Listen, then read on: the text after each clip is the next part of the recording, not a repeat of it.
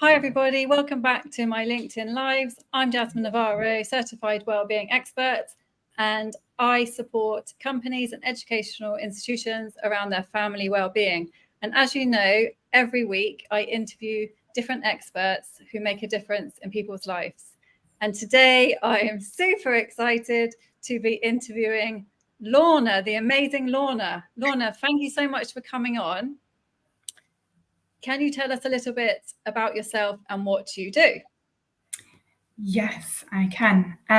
Yes, I'm Lorna. I am here in Dubai, and currently, I say currently because I've been through a bit of a career shift. I'm working as a workplace culture consultant, which really ties in with a lot of my passions around the diversity, equity, inclusion, employee well-being. So we'll probably touch on a bit of that today because that sort of weaves in with my personal story. Amazing. And so you chose this title, Exploring Mental Health, Neurodivergence and Late Diagnosis in Women. Can you explain a bit more about what that means and why you chose that? Yes, it's a bit of a mouthful, so thank you for entertaining the amount of words that I put in there. Yeah, these are things very close to my heart. I've always been a big advocate of women and mental health and neurodivergency, but it was only very recently that I self-identified as having ADHD. Been through a very recent process of going through the assessments and things like that. So it left me wondering why is it that women are so chronically underdiagnosed with both mental health, but specifically neurodivergency? There's some really strong statistics there to show that it's prevalent in both genders, but very often late diagnosis for women with neurodivergency, normally in their 30s or 40s, actually. Wow. And do you know why that is? Like, do you have any idea? Yes, there's many reasons, I think. So I'll talk about ADHD because that's the thing I'm most familiar Please with. do, yeah.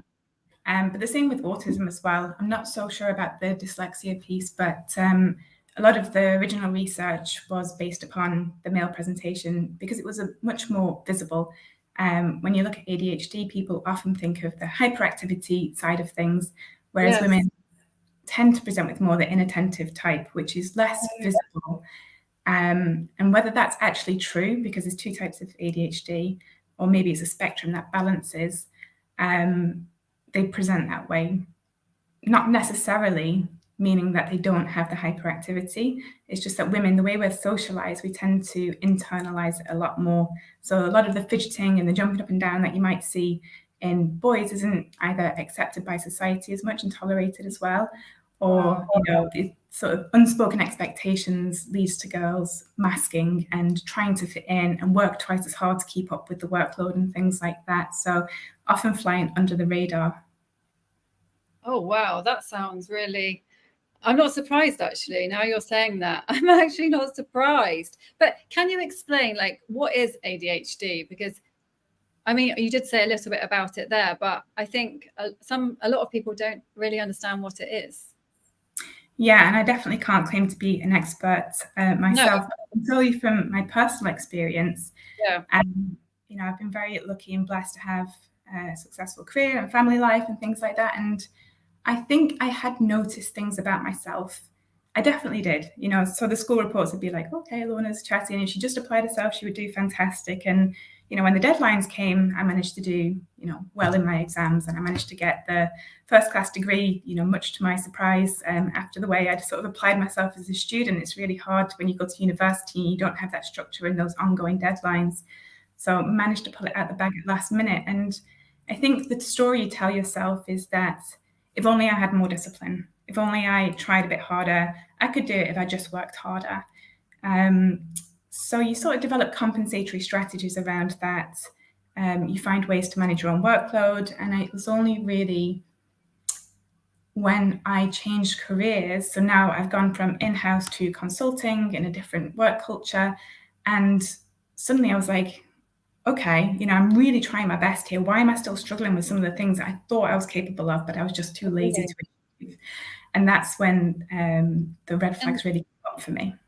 And when you say struggling, like, what do you mean? So it's the ability to sort of organize your tasks. There's something called time blindness, which makes it very hard to estimate how long things will take.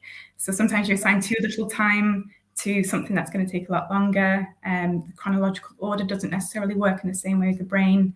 The forgetfulness is something that's quite prevalent with the ADHD, and that has its sort of knock-on effects as well, especially when you're working in a team and they are all able to work in one way, and maybe your brain isn't quite fitting with that. So you get the job done, but your method could be quite unorthodox, let's say. Oh, wow. Okay, that's interesting. And some people might say, oh, I think I've got ADHD then because I'm not very organized, or I don't complete things by the deadline, or I do things differently. Like how, like, is it, do you only know by having a test? I think if it's something you've consistently struggled with, and I think this is another part of the late diagnosis things, is that according to statistics anyway, women are less likely to seek professional help. I think we do a lot of explaining away. So if it's something that you've struggled with consistently and had, if you look back through your life and look at the feedback you've received from different people, you'll start to see a bit of a theme. And I think the question is, we all do struggle with, lots of things, time management, and there's all sorts of things out there. But have you tried to really apply yourself and still find yourself feeling like you're falling short, or trying to do the same things as others and being capable, but working 2-3 times as hard in order to achieve what other people find simple? But the test is really simple. The one that my psychiatrist worked with me on was Connor's, I think it was, a computer test. Plus, I've had a relationship with him over the years through the mental health stuff. So that really helped just bring some insight that, but the interesting thing is that I'd suspected it for 2-3 years, because of all of the mental health stuff, the anxiety and history of depression and things like that. You're like, okay, let's get all of this fixed fast. But there's actually comorbidities between ADHD and mental health, so that's also an indicator. Can you tell us a bit more about that? That's interesting. Sure. Yeah. The mental health piece in my case was also a bit of a late diagnosis. So it was only when I was 30, I think, I realized that I even suffered from anxiety. And actually, I had been having panic attacks since the age of 15, but thinking that it was a heart condition. Because I didn't realize that panic attacks were so physical. I imagined someone sort of breathing really fast and into a bag, and I didn't identify with that at all. And there's a great quote about, you can't ask a fish about water. If I've been living with anxiety my entire life, how do I know I'm anxious? This is just who I am and how I operate. It becomes your identity, actually, in one way. Yeah, it's just who you are, so you don't question it. So when I was going through these panic attacks, I was going to the doctors like, hey, I've got a heart condition, I need you to check it out, ECGs, the whole thing. And I remember, because I was working at Cleveland Clinic at the time when I really started to dig back into this, and he said, could it be a panic attack? I'm like, nope. I'm a very happy-go-lucky, not an anxious person. And, he sent me away with a heart monitor and etc. Nothing was found. So yeah, it was only when a friend actually shared her experience with me, and she'd gone to the emergency room, and I was like, well, what happened? And they told her it was a panic attack. And that's when it all started to fall into place, which is, I guess, what brings me here today to talk about these things. The more we sort of talk about them and normalize them, the more people can hopefully access it. 100%, because even when I work with clients, like, I think so many of us are going through this, and like you said, the late diagnosis. So we're going through it for a long time before we even know we've got a problem, challenge. So no, I think it's amazing that you're coming on talking about this, and I really, really appreciate it, because it's so needed. And like, hi, Kayleen. She says this topic needs to be normalized, and it really, really does, doesn't it? I mean, it does. Yeah.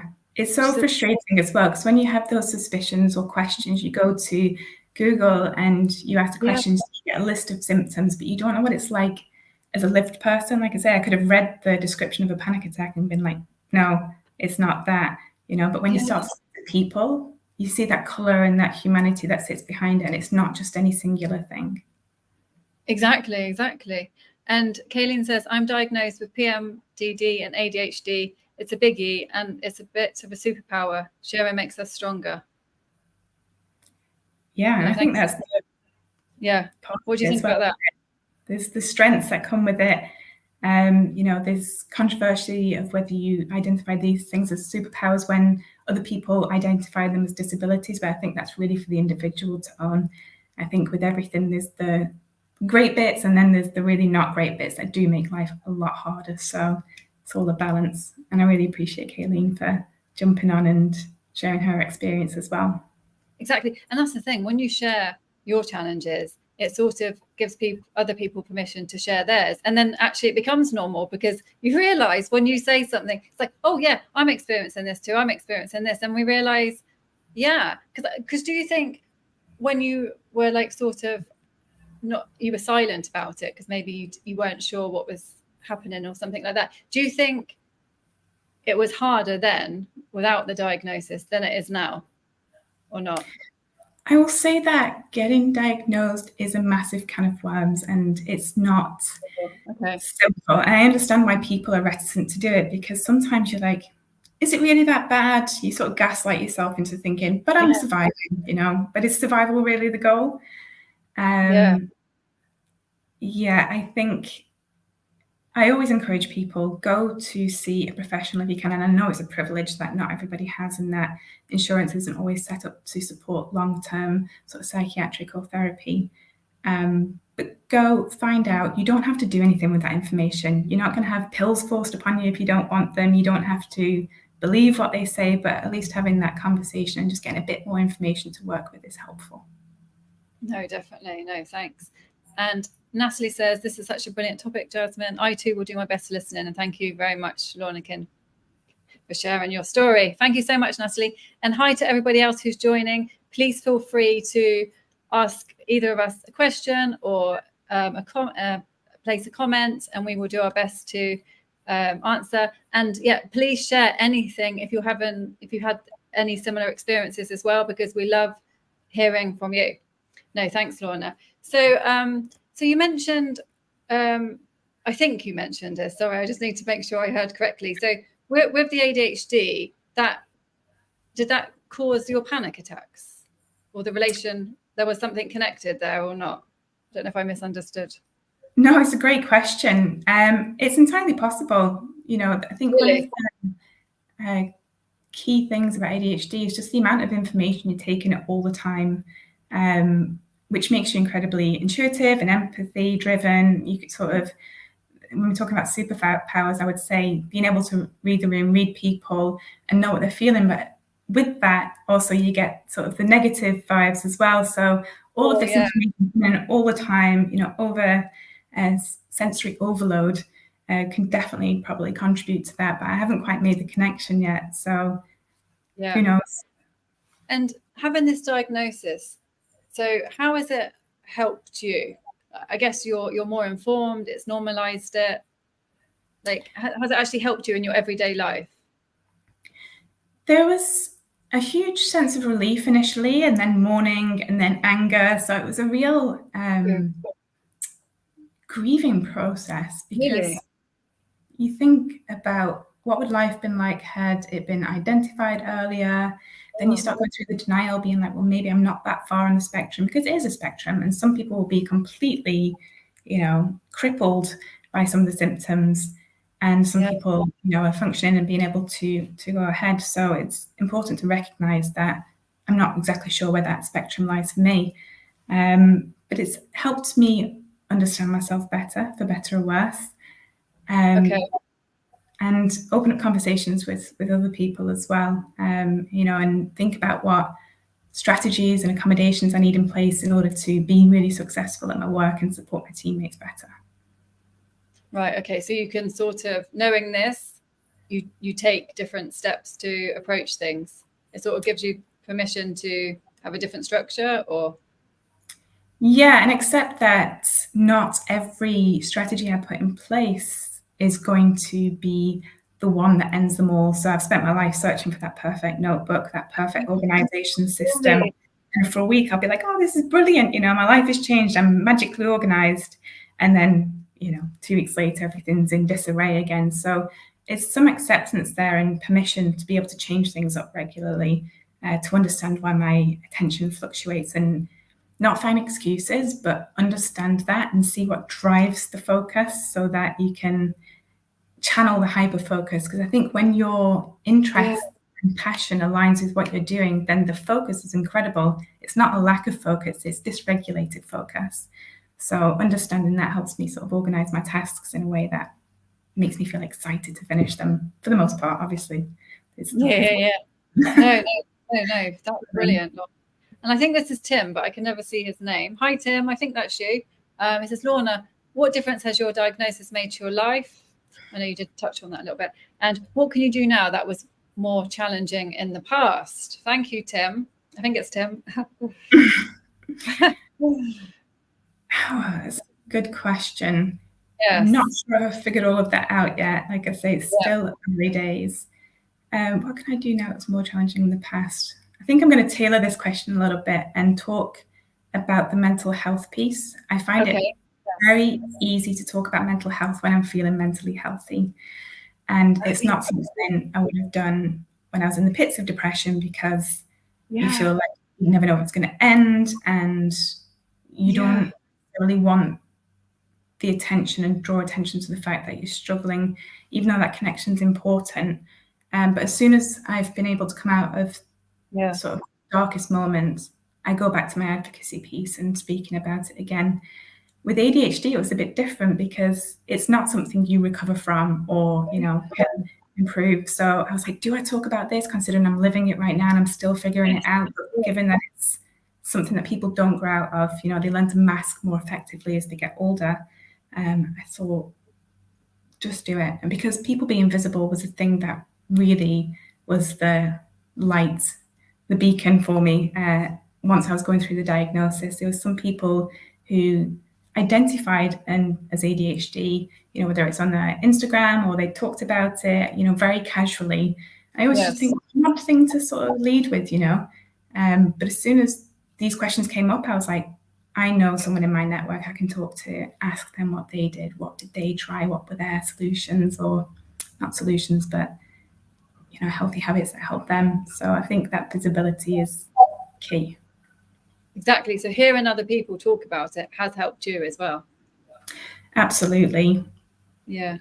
Absolutely. Yeah. And that's the best thing we can do for each other, right? And finding people like you as well. It's all very well seeing people in the media, but knowing peers in your network who you respect, admire, like, live in a similar or some sort of shared challenge is really heartwarming.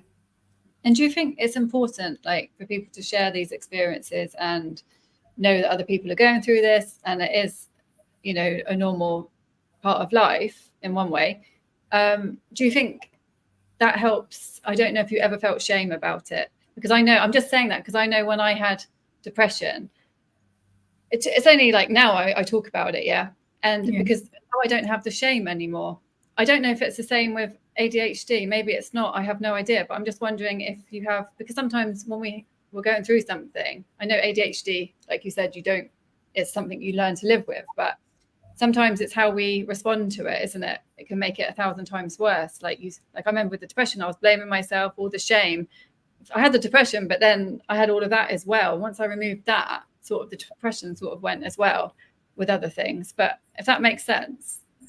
It definitely does. And I think there is definitely shame. And because it's such a bit of, I would say, a blurry diagnosis, right? Because as well with the flip-flopping of the attention regulation, sometimes I can remember everything I need to do and not have any challenges and apply myself and work, head down for hours. And then sometimes I'm not. And then you're like, but I did it yesterday, so I should be able to do it again today. Or I forgot this last week, so I should learn from that experience. And next week I should never forget that again. And then, lo and behold, you do, and you're like, oh, God damn it. So there's definitely shame, not from being neurodiverse or having ADHD, but the behaviors are just more complex than, than I'm trying to find a comparison, but it's not like, I know.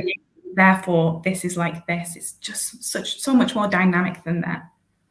Yeah. No, thanks, Lorna. And Ashlyn says, thank you for sharing your experience. Hi, Ash. How are you doing? And Kaylin says, 100%, how it affects us all is so different. Apologies if I minimized your suffering. Not at all. I don't really think you can say the wrong thing. It's sharing your experience. Yeah.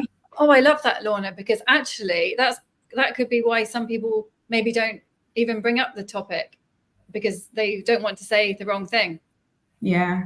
We're all afraid, aren't we, of saying something wrong or offending. That's the reason I was afraid to jump on here tonight. I'm like, I don't want to speak on behalf of the neurodiverse community or, even the mental health community. We're all so individual, and whether people feel shame or see it as a superpower, or whether they, feel disabled or feel empowered by these differences, it's completely unique. So all I can do is speak from my experience.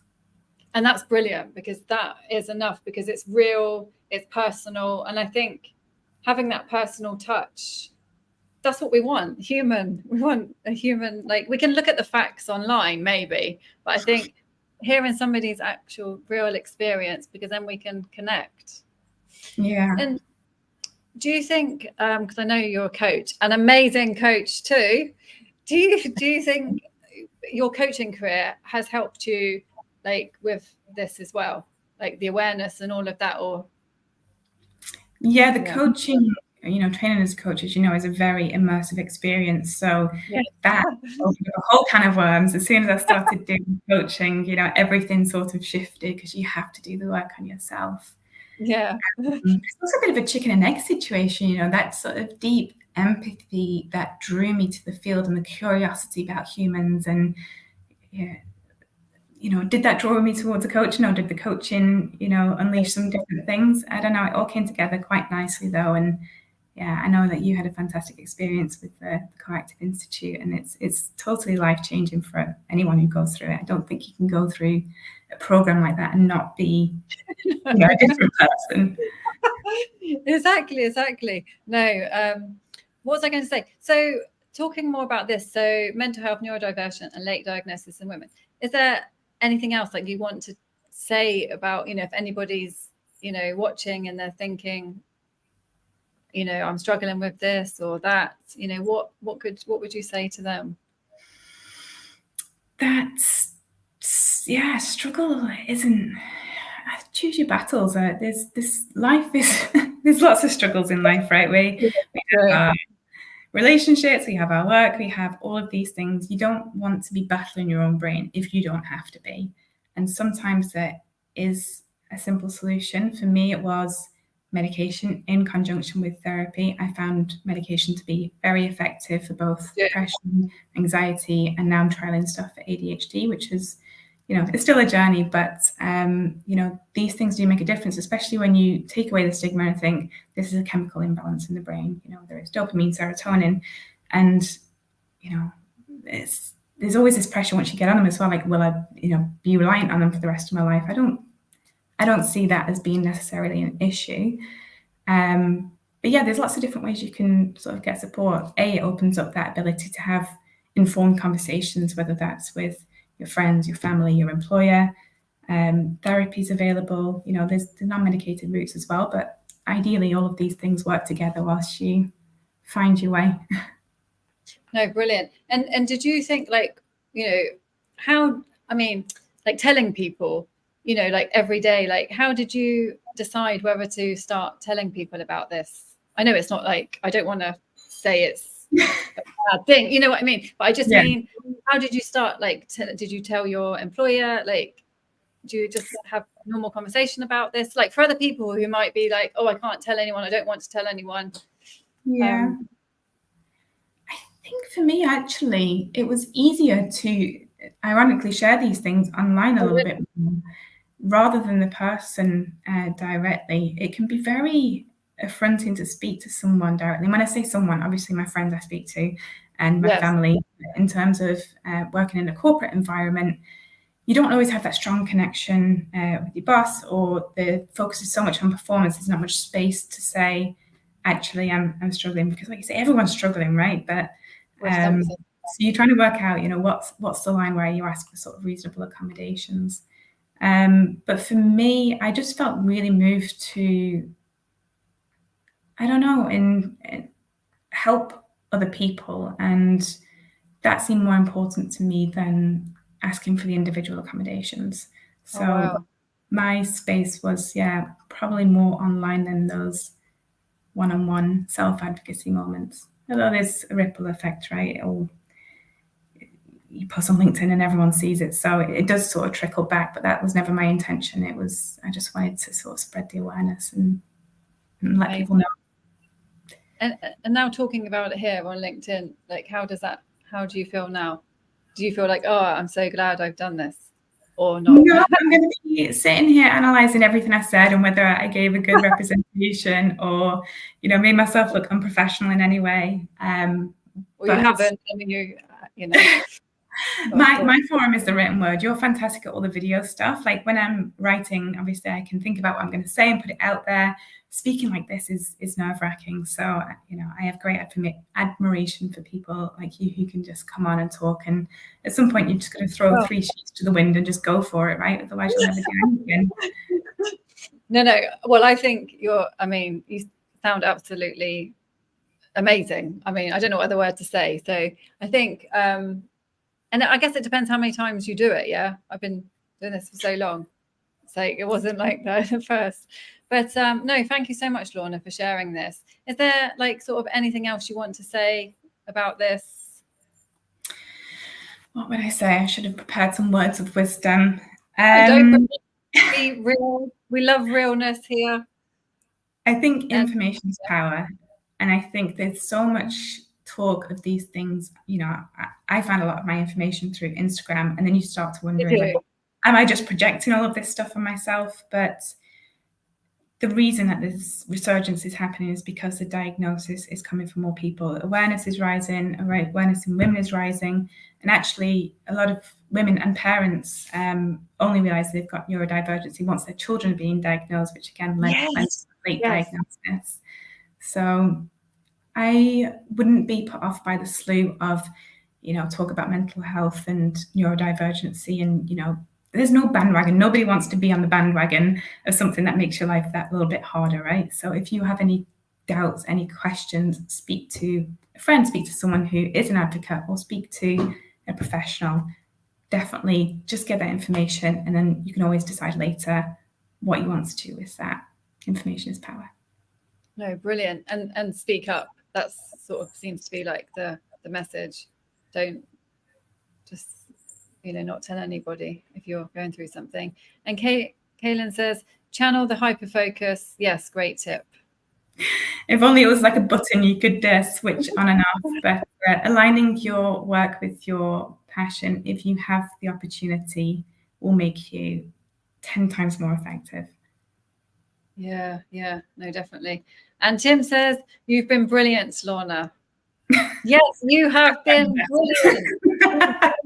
Appreciate you for coming on and sharing this. You have probably helped so many women, like telling your story. We've had that's not to say we don't love the men, and they definitely need the support. Right, with mental health, but my particular passion is women in their sort of underdiagnosis in many areas of life. So anybody who's struggling deserves help, absolutely. But if you're a woman, don't feel ashamed for asking for help, because sometimes we try to take on the world on our shoulders, and we don't necessarily have to do that alone. Yeah, no, thank you so much, Lorna. And how can people find you? Oh, well, I do love a bit of LinkedIn. So Lorna King on LinkedIn, and I'm at Lorna King Coaching on Instagram. Amazing. So go and follow Lorna. So thank you so much, everybody, for your comments and questions. And thank you, Lorna, for coming on. I've really enjoyed our conversation. I've learnt a little bit about this too. And thank you so much. And I'll see everybody else next week. Thanks, Jasmine.